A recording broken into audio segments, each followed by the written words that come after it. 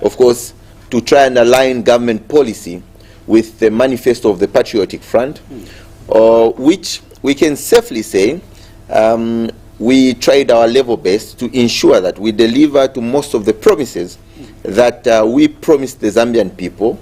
For example, we had a review of the 2011-2016 PF manifesto a while ago, of which we ticked from the checklist, which we gave the Zambian people. We ticked quite a number of successes. Of course, it's never been an easy road in terms of governance. Governance is not as simple as running a small business. We realized to say we had our own hiccups and all that, but alas, as the Zambian people decided that we may have our good may not have been good enough. Our efforts may not have been good enough.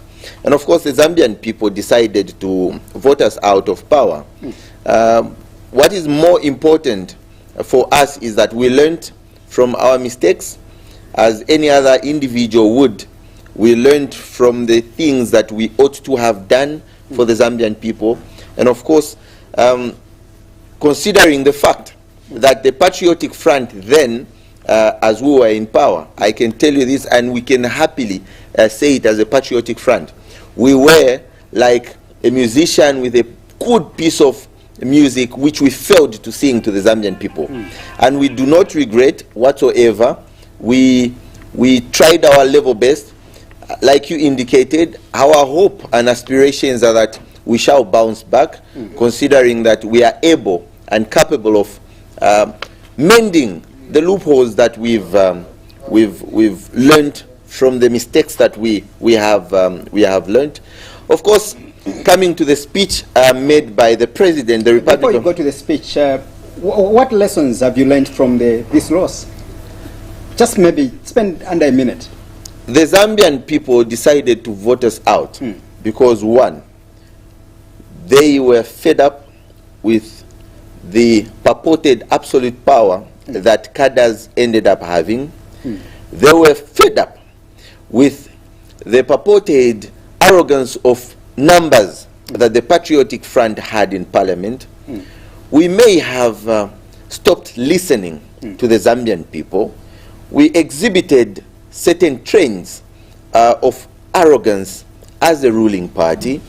And of course, because of that, the people said, no, listen, we are trying to converse with you. We're trying to talk with you. How best can we sit down and resolve? And of course, because of the arrogance of numbers that we had and all that, we saw cadres, of course, becoming extremely powerful. We've learned the fact that the councils did not get the much needed revenues from the markets as well as the bus stops, as it were. And those are some of the things that made us lose power. Of course, also, the cost of living became too high for the Zambian people. And because, you see, every person who's affected by the status of their stomach would definitely complain, as a matter of fact. So we realize we've learned that, and those are some of the things that made us lose power. And of course, we may have been a bit arrogant at some point, and we accept that. And eventually, I'm sure very soon, you are going to hear the Secretary General as well as the Vice President, Honorable Ubinda, giving a speech very soon. And we ought, as we regroup and as we rebrand the party, we shall come to the Zambian people and, of course, apologize for not having listened to them at some point. But we have learned it the hard way. We are now in opposition. It's not the first time that we've been in opposition. We started with being in opposition. However, we were given a chance by the Zambian people, and we tried our level best, only that our best may not have been good enough for the Zambian people. And to the satisfaction. When you began to, highlight some of the mistakes that you made during your tenure in office, you were using the word purported, which I'm always strict over that. Reported we may have, are those allegations, or you still believe that indeed you made mistakes while it's in office? Like I indicated, Innocent, why do I say purported? Yeah. Because the time that we were in power, it was obvious that some people within our circles may not have recognized the fact that these are wrongs that the Zambian people are not happy with. And that is the reason why I'm saying purported. Are you one of those people that believes that definitely whatever that the feelings that other people may have, but you as a patriotic Zambian and a patriotic PF member, do you believe that you made terrible mistakes? Because it's on record. You saw some of your cadres became very powerful. They were all over, driving on the opposite direction, when the traffic rules were there to guide them. We saw some of your members even going to the extent of, dragging or ambushing civil servants in their offices. Are you one of a person who's very apologetic to the Zambian people? We are definitely very apologetic as the Patriotic Front. We understand that we made the mistakes, and those mistakes, of course, had to result into the Zambian people speaking through the ballot. And because it's possible that most people thought they had the fear, and of course they had the fear to speak out, we may have overstepped our boundaries, if I may, which we are very apologetic to the Zambian people. We believe that is how it's a learning process. We have learned from our mistakes as the Patriotic Front. We have learned that with time, and as they always say, as long as you accept the mistakes that you have made in life, there is always room to shine. And we believe we still have the room to shine because we have accepted our mistakes. We are very apologetic to the Zambian people for the way we may have conducted ourselves whilst in power. However, let's not forget that in as much as those things that were the negatives, according to the Zambian people and ourselves, we've realized, we've gotten back to the drawing board, by the way, we realized that in as much as those things were wrong, and there are some things that were bad, we equally scored massively in terms of what we promised to the Zambian people. Remember, our campaigns have always been premised on the manifestos that we have given the Zambian people.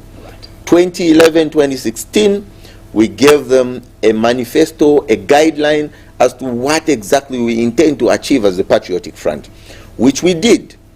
Very few were fails. However, we succeeded to deliver on most of the promises that we promised the Zambian people as of the 2011-2016 manifesto.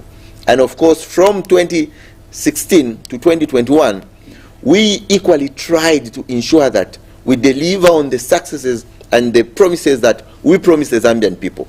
Alas, like I indicated, our best may never have been good enough for the Zambian people. And they showed us the red card, which we feel, well, we got back to the drawing board, and we believe we still have the strength to reason with the Zambian people. Of course, we are very apologetic, and we should still bounce back come 2026. Right. Let's get into the main speech now of BALLY. Today, of course, I stepped into the Parliament, or National Assembly, if you wish, and I made his maiden speech. How would you describe the entire speech in a nutshell? Before we get into... So, in the nutshell, I would actually say it was a very elaborate speech. Right. Like we actually indicated to the Zambian people that as the Patriotic Front in opposition today, we shall offer credible checks and balances to the incumbent and to His Excellency President Hakainde Hichilema. We shall offer, and I repeat, credible checks and balances. We shall call a spade. We shall appreciate where there is good that has been done. With regards to the speech by His Excellency, Mr. Hakainde Hichilema, we believe it was an elaborate speech. Overall, if we have to rate it, we believe it was 9 out of 10. if not 10 out of 10. It was a brilliant speech.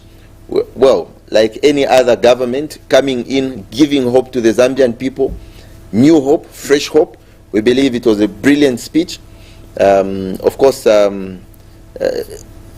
any other government, we always come with roses that are very smelly and good. Yeah. What catched your ears when you were listening to the speech? What are some of the notables that you quickly picked? Well, most importantly, because the UPND government realized and also noted the mistakes that we may have been making as the Patriotic Front, some of which is the fact that the markets and other places like the bus stops, the councils should be the ones to collect the taxes and the relevant taxes, because we've devolved. When you look at the 2016 Act Number 2, Constitution of Zambia currently, we devolved there was devolution of power. So because of that, they've realized to say, okay, in terms of the local authorities, they ought to make their revenues from collection of those levies, from taxes such as in the markets and all. So I picked the fact that the president has re-emphasized on the fact that we do not need political cadres to be collecting any sort of levy whatsoever to distress on the marketeers, to distress on transporters. And that is one thing I picked. And apart from that, we picked issues to do with his informing the Zambian people of his commitment into the fight against corruption. You see, it's very it's very good that the president touched the issue of corruption, and he reassured the Zambian people that he shall fight corruption. He's actually waging a war. If I quoted him right, he said we are waging a war against the fight against corruption. That was very, very good. And of course, the fact that he decided to come up with a ministry to deal specifically with science and technology. And that was something that we picked, and we believe being in an era in the 21st century, and we believe in an era of the .com era, it is an era that really requires that innovation to be brought up. Of course, apart from that, he reassured the nation that he shall embark on an economic recovery process, and he's reassured the nation that he's going to do it as expedient as he can. Right. So those are some of the things that we really picked up, and of course on issues to do with reassuring the youth and women on job creation. Those are some of the things that we picked up. Right. The youths are hopeful and the women are hopeful that there will be jobs for them. There are issues to do with education, also the education sector, skills development. He's given the Zambian people hope that those are some of the things that he's going to introduce in the 7th National Development Plan, which shall be aligned with the UPND manifesto, according to the president here. So these are some of the things we've actually spotted out. All right. Thank you so much. Having offloaded some of your points, let me just go through to my notebook and just see what one of our journalists have compiled by the name of Logix Lukwanda and also Mary Siatata, that have decided to take their time and just compile a list of some of the notable points coming from BALLY'S speech. And kudos to my colleagues, my comrades, Logic and Mary Siatata, for that wonderful work. There are about 59 points that I've taken out, our colleagues here. And I'll start from the bottom. One of the points is that BALLY has actually promised to make a One Zambia, One Nation motto a reality. You take note of that. Number 58, BALLY is saying there is need to adhere to national values and principles. create professional foreign service. Number 57. 56. BALLY is saying there is need to reform the Public Order Act to prevent abuse. Number 55. BALLY is saying there is need to ensure a quick dispensation of justice. All right, I hope you are taking note of that. Number 54, BALLY is saying no political party cadre will be allowed to collect revenue that is supposed to be collected by the local authorities. That's what President Hakainde Hichilema is saying. Number 53 is saying there's need to protect the public officers from political interference. There's need to protect public officers from political interference. 52, need to enhance debt management. Number 51, access to information. 50, the need to support self-media regulation. Number 49 rather, the need to resolve pensioners' challenges. Number 48, there's need to create credible, or rather predictable tax revenue system.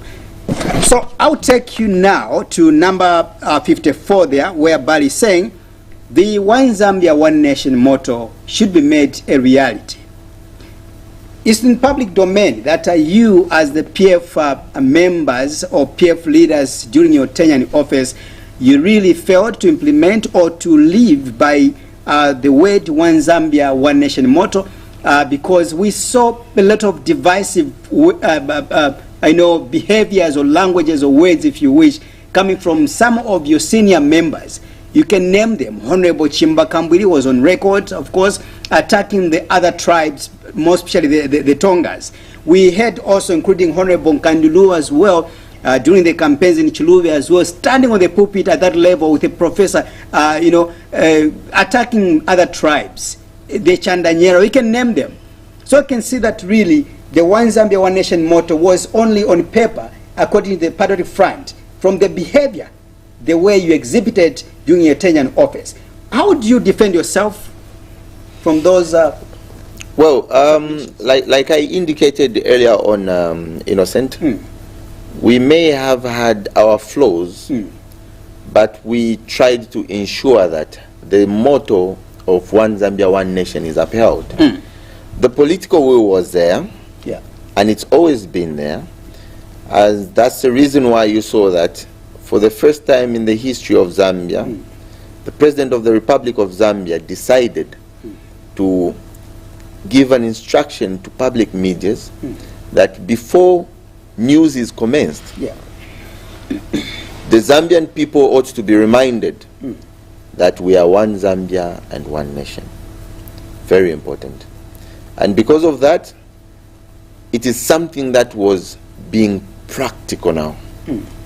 Reminding people as the news commences, everyone will say one Zambia, one nation. It becomes practical. And not only that, is one person who's on record informing the Zambian people that we are developing this country together and we shall not leave anyone behind.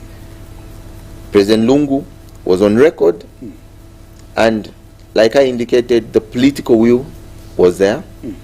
Unfortunately, like in any other family, not everyone may be a perfect being. However, those were challenges that we were faced with. And of course, the Zambian people told us that they were not happy with such.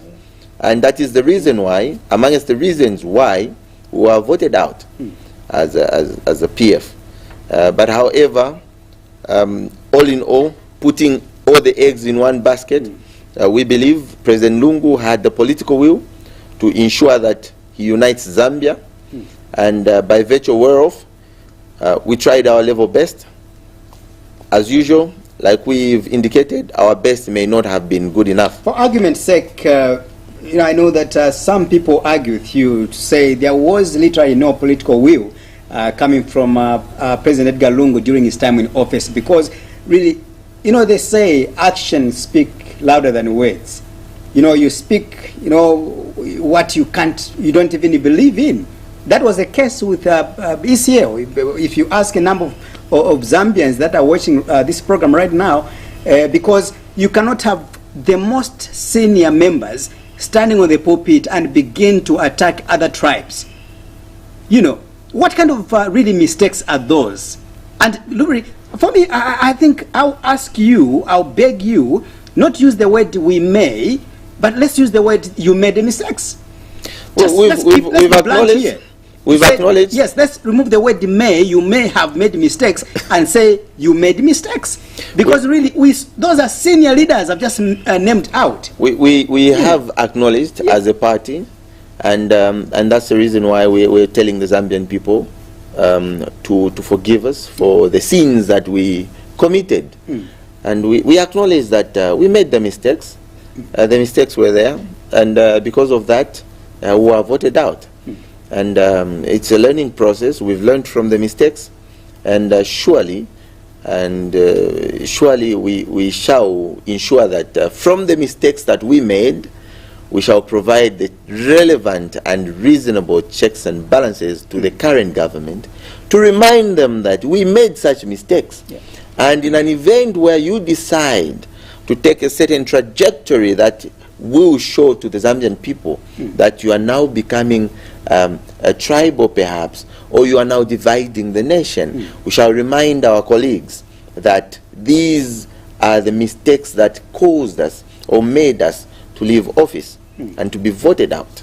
And many of the submissions, some people are saying it's because of people like Honorable Chimba Kambwili, among others, that were attempted to divide this country on tribal lines, that partly contributed to the fall of the PF. Do you agree to that? Well, of course, I don't really agree entirely, but I know that certain statements that were made by our party members, especially senior party members, were derogatory, and they left much to be desired, and the Zambian people were not happy with that, and that's the reason why we were voted out. Suffice to note that we made our mistakes, we've learned from that, and we shall ensure that that does not recur. And because of that, the Zambian people are watching. The Zambian people are eager to find out exactly how best BALLY is going to ensure that Zambia remains a unitary state, a one-party state, I mean a multi-party state, and also it remains a one Zambia, one nation. Yeah. You have people like the names I've mentioned. I don't want to keep on repeating. It will seem as if we are basing this interview on just individuals. And of course, they are not here to defend themselves. So exactly, I may not discuss them much. For you, because you're a PF member, you know, we are talking about the fate of the PF here, and also comparing to what BALLY has promised. And we've got some of the people that have offered themselves to take over the PF presidents. For example, Dr. CK himself, he has come out to say, I'm ready to take up the boat and drive it forward to 2026. You know, and these are the people that, again, some people are saying they are not suitable to drive the PF because they partly contributed to the fall of the PF. If you were to endorse, would you endorse CK to take up the presidency? All I can say is, in the process of rebranding the Patriotic Front, we ought to consider each and everything on the table. And of course, like I said, in the process of rebranding the Patriotic Front, we shall eventually go for a convention. We shall elect the president, because the President Lungu is not available for 2026, as he said.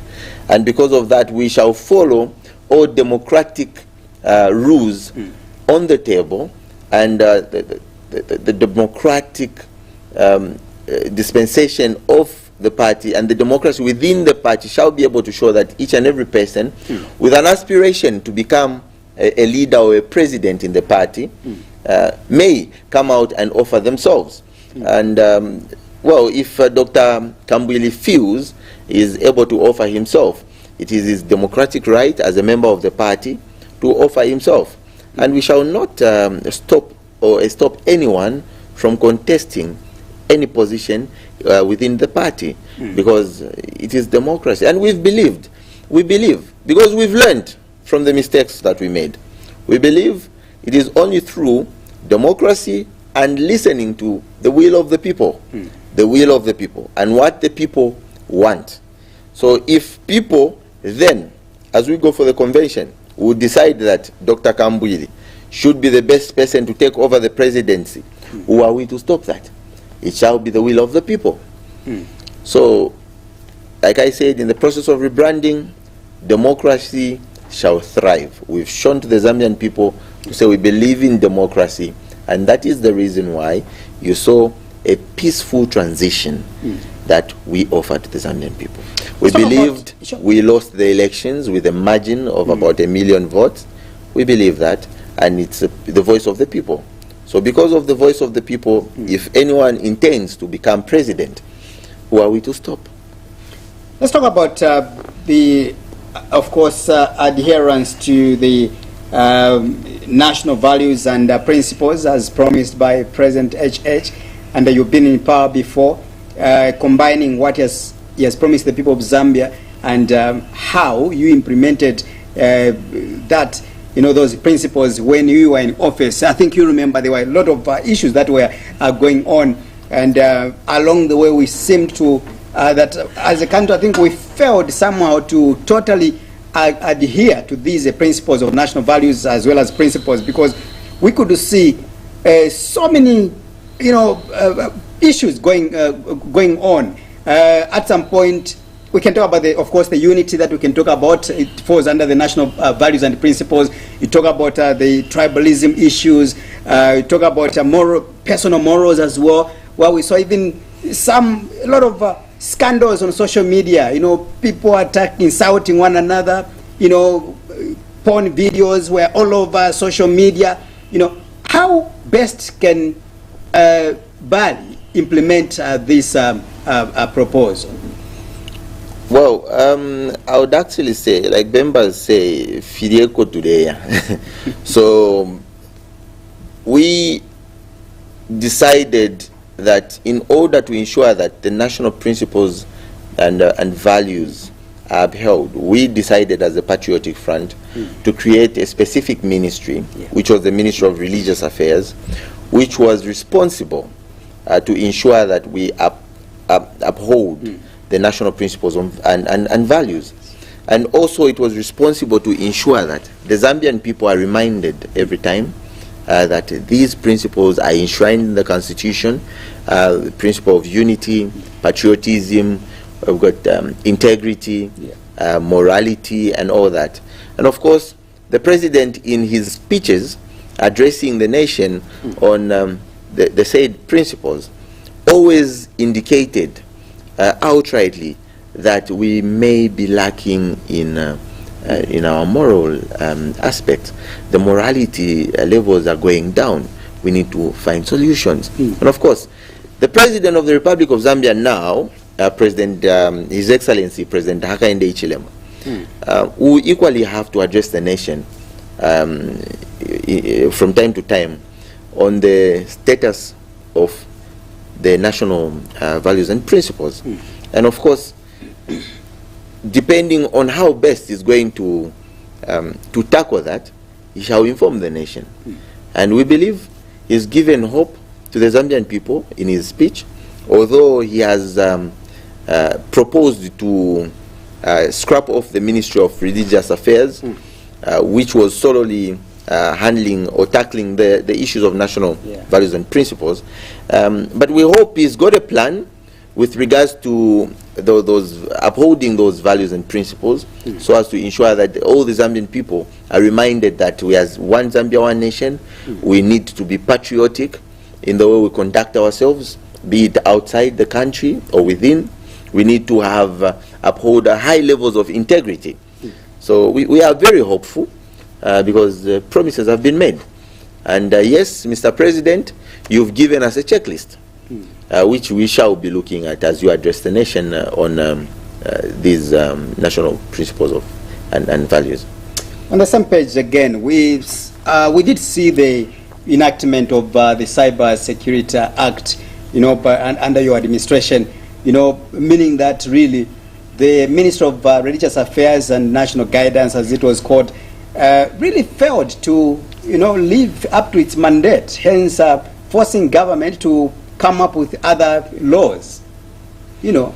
It may not be that. It may be that the recommendations from the ministry were that in order for us to curb the abuse of cyber law, I mean, most people were abused, including the incumbent, on social media, which had to be curbed. So a law had to be passed to ensure that we have the correct laws dealing with specific offenses. Remember, the Constitution of the Republic of Zambia, in Part 3, has actually stated that a person shall only be prosecuted of an offense which is written down in a particular law.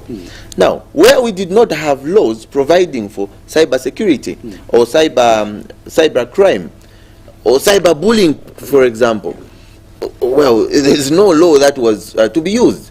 So now we've got the law, and even himself, the President, His Excellency, Mr. Hakainde Hichilema, is actually aware that these laws are for the Zambian people. He may also enforce the law using that. Yeah.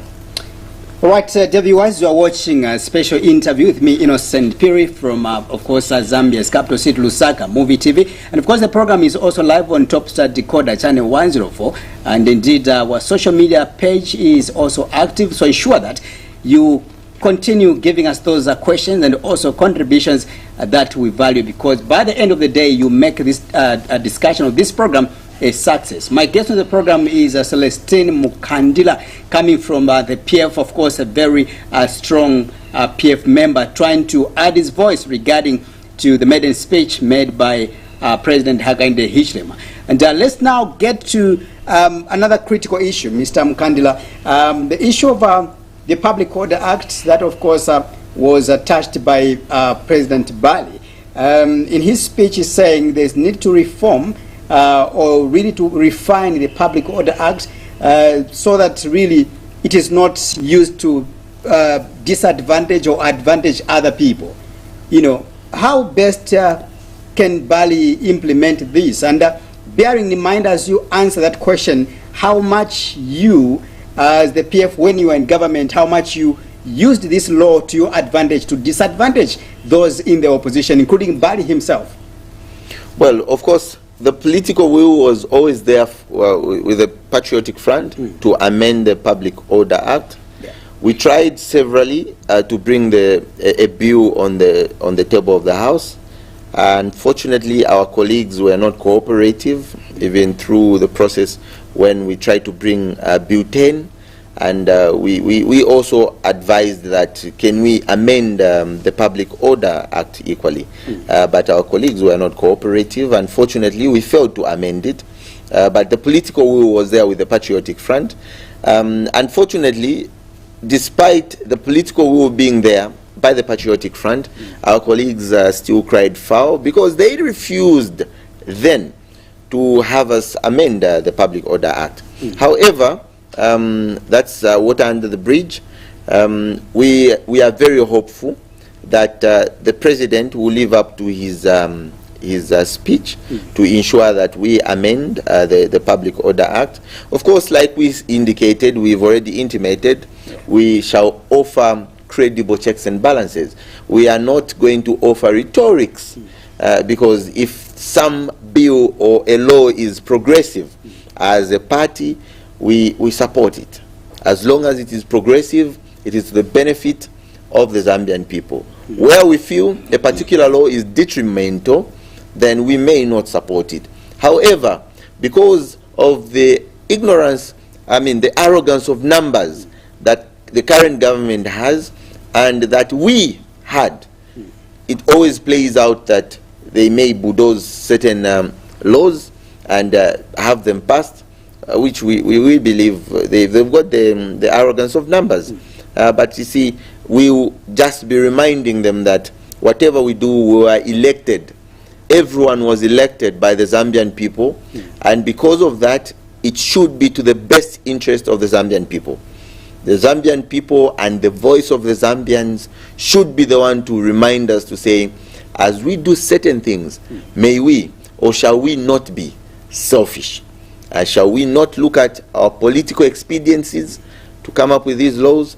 But let's try and remember that it is the Zambian people that elected us into power, and let's do the correct thing and the right thing. Of course, if it's going to be the right thing, as a patriotic front, like we said, we shall offer credible checks and balances. Where something is progressive and it is right, you will see our MPs in parliament supporting it. You will see our party making a speech to say, we support this because it is progressive. We believe the Zambian people deserve this. If we are going to come up with amending the Public Order Act in the right direction, good provisions to protect the human rights of individuals, to ensure that no one's rights are curtailed, we shall support. What is your counsel to members of parliament that we have? Because I want to believe that this law has been there I think for quite some time now. It's been with us from 1955 until where we are today, the Public Order Act. Efforts to amend or to refine, to reform this law has been difficult in the past administration. You can talk about under the UNIP, let's go to the MMG, and of course under the PF. And some of the reasons we've heard along the way from those that are in the National Assembly has been the issue of mistrust. Like in the case of the PF, when Bill 10 came up, other people came here from the UPND, members of parliament, who were against the bill, who were against the act. They were saying, we have no problem, some of us, with all what has been proposed in that bill, but we literally have a problem with the people that are presiding this bill by the name of the PF, because we don't trust them. These are individuals that are not trusted at all.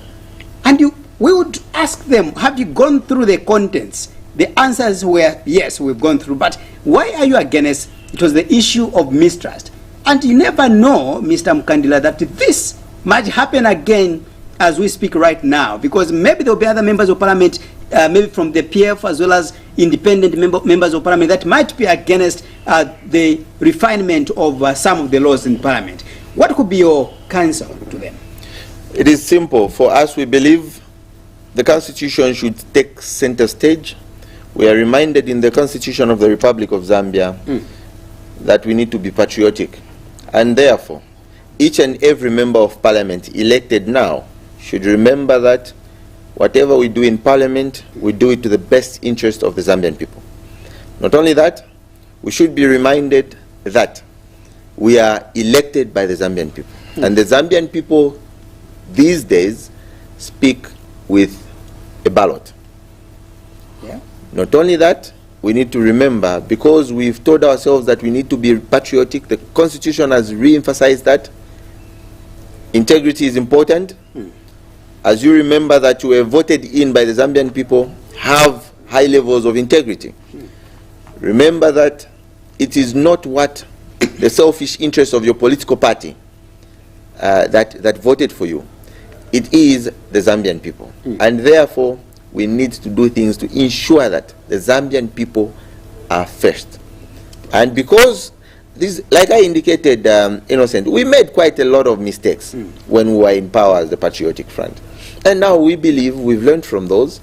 And because of that, we will tell our colleagues in the ruling UPND to say it is the Zambian people, and therefore, let us bring bills to the House that are to the benefit of the Zambian people. And they shall be supported by each and every patriotic member of parliament. Now we are looking at the levels of integrity of the members of parliament that are there. If a bill which is progressive is brought to the House, like Bill 10 was, it had a lot of progressive clauses. Unfortunately, because of mistrust, like you indicated, we thrashed it. Today we would have had a parliament which is very inclusive. The youths were going to have a fair share in the House. Women were going to have a fair share in the House. The disabled were going to have a fair share in the House. But we thrashed it. That is water under the bridge. However, let's remind our members of parliament that now let us do things according to the will of the people. According to the will of the people. It should not be according to the will of your party. You are elected to represent the people of Zambia, of a particular constituency. And of course, you may have been elected on the ticket of the political party, but there is always a time to reason. There is always a time to reason. Come to the drawing board and reason with your party. Yeah, and of course, I don't think BALLY would want unreasonable by-elections. They are very costly. And if you have to discipline a member of parliament because they went against the wish of the political party, then it becomes a problem. If the Zambian people have said we do not want this, and the political party decides to bulldoze themselves into that, I mean, those are some of the mistakes we learned from being in power and having the arrogance of numbers. All right. Yeah. Let me chip in 3 questions as we wind up our program. I want to take you to point number 43, of course, from the speech from BALLY. Of course, this list, again, I need to keep on emphasizing that is being compiled by one of our very, journalists, that's Logix Lukwanda, as well as Mary Siaktata. Thank you so much, comrades, once again. On number 43, BALLY saying there will be no sacred cows in the fight against corruption in the past, present, and the future. There will be no sacred cows in the fight against corruption now or in the past, meaning if you were among those that tampered with public resources in the past, you will not be spared. You have to pay for what of the wrongs that you might have committed, as well as now and also the future. And talking about rampant corruption in our country, I think this has been a song or a chorus for quite so many years now as we speak. And under your administration, this corruption issue became more like, a song all over, amidst calls by the people of Zambia to stop this vice. But you never listened, according to the allegations from your opponents.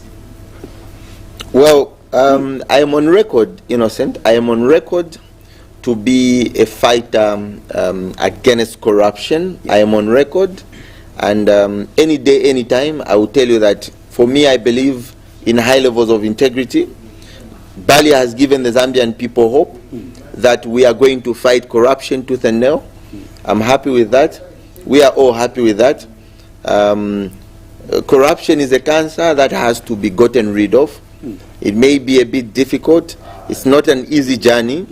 The President of the Republic of Zambia ought to know it's not an easy journey. But we've got our own, we learned that, and we've got our own recommendations on how best we can actually begin to tackle that. To begin with, I've always advised to say integrity committees in all government institutions have been compromised. They have to begin as a primary thing. Integrity committees have to be scrapped off. We put in new integrity committees. That is going to be the beginning of fighting corruption in government institutions. Unfortunately, we did not do that. Is it the issue of integrity committees or committee members, or is the issue of maybe the main man who is at the helm of power, for example? Complacency, I'll tell you, Innocence, complacency in terms of the fight against corruption is not with the main man. The main man, even like today, the President, His Excellency, President Hakainde Hichilema, has got the political will. He has shown the political will in his speech, just like President Lungu showed the political will in his speeches. However, we've got the system... In his speeches, right? In his speeches. Right. However, we've got the system of government which has got a way of fighting corruption within the systems. And how did we have those systems proposed? President Mwanawasa, may his soul rest in peace, proposed that each government institution should have an integrity committee that was there to oversee any corrupt practices. It was there to oversee any kind of corruption whatsoever.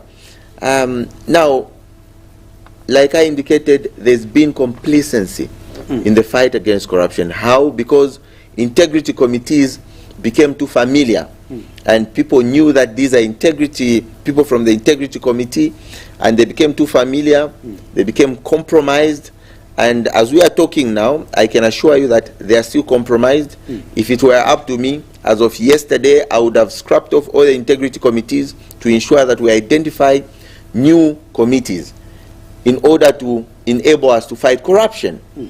The fight against corruption should also go back to the institution that is responsible for the fight against corruption, to ensure that we strengthen that institution, which is the Anti-Corruption Commission. We need to ensure that we motivate them with proper resources, financial, and ensure that these people have got the financial capacity to investigate the crimes. Like the President indicated, if those plans are fulfilled, if those plans are executed, well, we may be headed into the right direction when it comes to the fight against corruption. For me, I'm one person who believes that integrity is doing the right thing even if no one is watching. I believe in having high levels of integrity. I believe in the fight against corruption, because when you are corrupt today, you disadvantage a young man in Vubwi who may have had an opportunity, had you not conducted yourself in a corrupt manner, to access free education.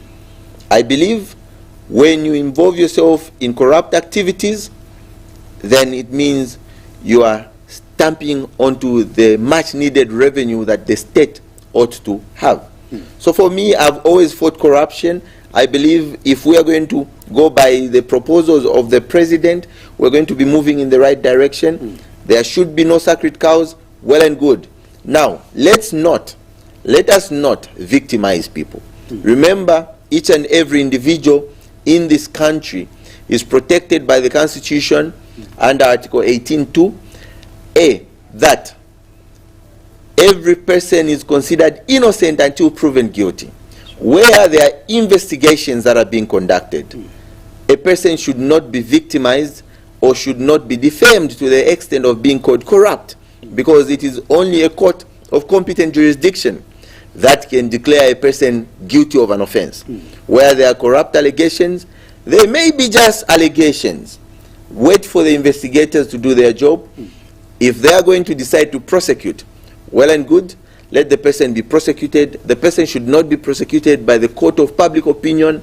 We've got courts of competent jurisdiction to do their job. So for me, I believe if we are going to go the way of fighting corruption, there are people who actually did genuine businesses within the patriotic front. But because we are no longer in power, there is a lot of victimization. I would borrow the words of Comrade Winter Kavimba, who said that it is very important that these institutions of government that oversee such forms of enforcement should really be cleaned up, because there is a need by these institutions to try and play safe, try and ensure that they show the incumbent is what I can actually call the arrogance of incumbency and pleasing the pocket.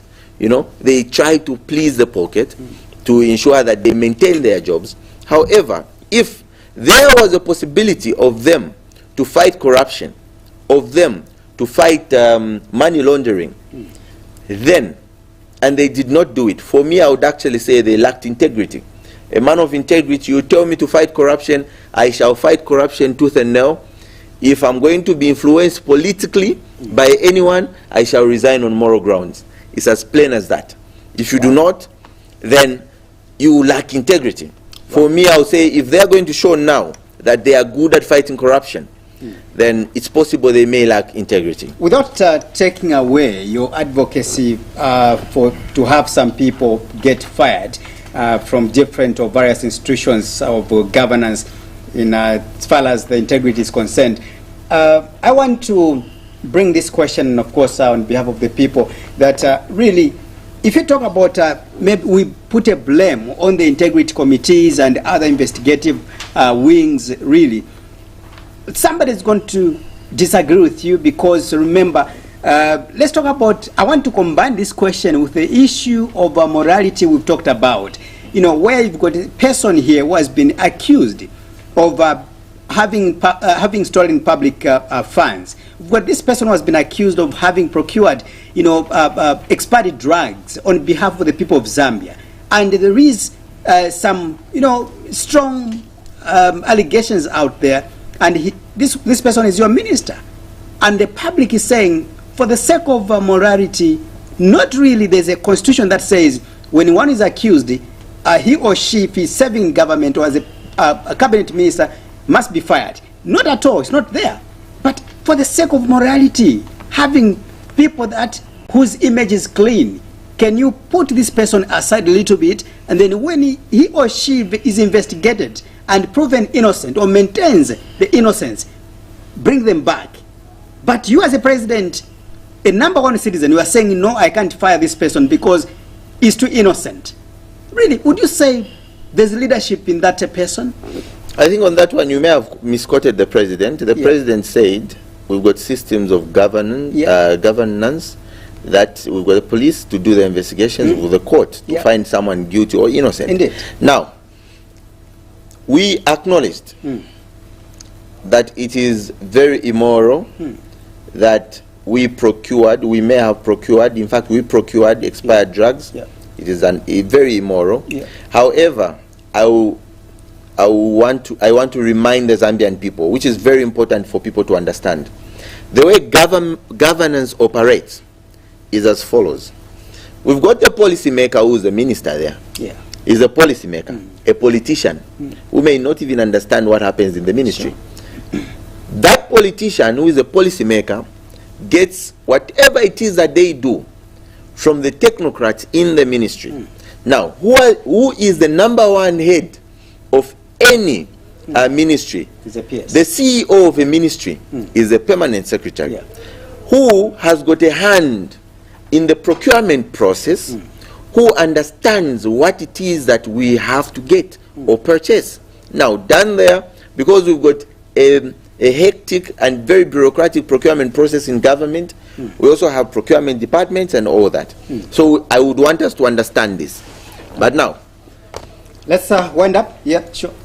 If the minister sits and is given information, I'm sorry, we cannot blame the minister for a procurement that is done because he's given information by the technocrats, the people who understand the things.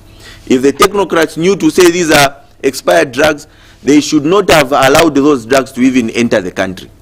For me, like the president, he had indicated, let us not blame a person before we know that there may have been some corruption. All right, we have to go. Just spend 15 seconds to close the program and just an appeal to the people.